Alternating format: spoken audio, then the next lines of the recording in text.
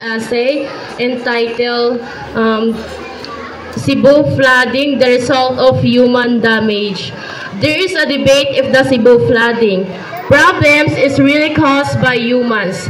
Some say it is only because of natural weather.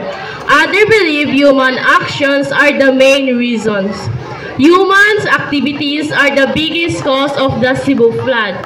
People's decisions that affect the environment. So people also affect how strong flood can be.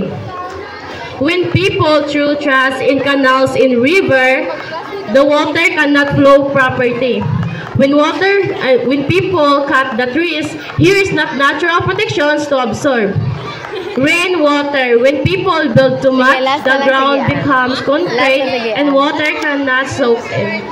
In 2023, DNR or Department of Natural Resources Region 7 report that assessment of 74% main of waterways in Cebu are black or partly black by human weight.